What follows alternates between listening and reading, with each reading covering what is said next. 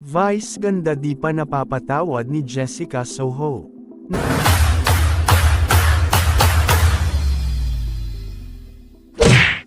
Naniniwala si OG Diaz na magiging buo lamang ang happiness ni Vice ganda sa pagtuntong sa GMA7 kapag napatawad na siya ni Jessica Soho.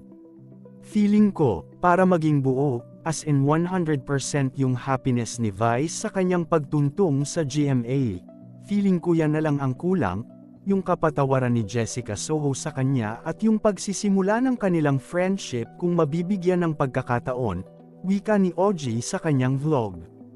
Nasabi ito ni OG nang mapag-usapan nila ng mga co-host niya ang di umano'y mga demolition job laban kay Vice. Kabilang na dyan ang binubuhay na issue sa TV host comedian at sa veteran broadcast journalist.